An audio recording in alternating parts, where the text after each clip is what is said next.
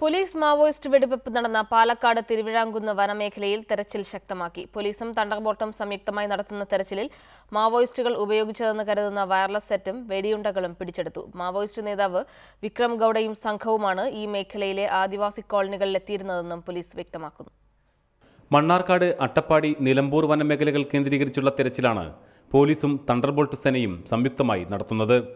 Police Maoist വെടിവെപ്പ് നടന്ന തിരുവിഴാംകുന്ന് പള്ളിശ്ശേരി വനമേഖലയിൽ കഴിഞ്ഞ ദിവസം നടത്തിയ തിരച്ചിലിൽ മാവോയിസ്റ്റുകൾ ഉപയോഗിച്ചതെന്ന് കരുതുന്ന വയർലെസ് സെറ്റും വെടിയുണ്ടകളും കണ്ടെടുത്തിട്ടുണ്ട്. മാവോയിസ്റ്റുകൾക്കിടയിൽ പരസ്പര ആശയവിനിമയത്തിനായി ഉപയോഗിച്ചിരുന്ന വയർലെസ് സെറ്റാണെന്നാണ് പോലീസ് കരുതുന്നത്. ഐകോം എന്ന കമ്പനിയുടേതാണ് വയർലെസ് സെറ്റ്. ഇത് സാധാരണ ബാറ്ററി ഉപയോഗിച്ച് ദിവസങ്ങളോളം പ്രവർത്തിപ്പിക്കാൻ കഴിയും. വെടിവെപ്പ് നടന്ന പ്രദേശത്തിന് സമീപത്തെ അമ്പലപ്പാറ ആദിവാസി ഊരിൽ വന്നുപോയവർ മാവോയിസ്റ്റ് നേതാവ് വിക്രം ഗൌഡ, രജിത, പ്രഭ, വയനാട് സ്വദേശി സോമൻ എന്നിവരാണെന്നാണ് പോലീസ് വ്യക്തമാക്കുന്നത്. അമ്പലപ്പാറ ഊര് നിവാസികൾ ഈ 4 പേരെയും ഫോട്ടോ കണ്ട് തിരിച്ചറിഞ്ഞതായി പോലീസ് പറയുന്നു.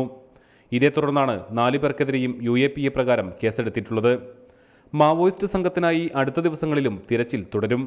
സംഭവത്തെ തുടർന്ന് തമിഴ്നാട്, കർണാടക വനാതിർത്തികളിലും പരിശോധന കർശനമാക്കിയിട്ടുണ്ട്. റിപ്പോർട്ടർ, പാലക്കാട്.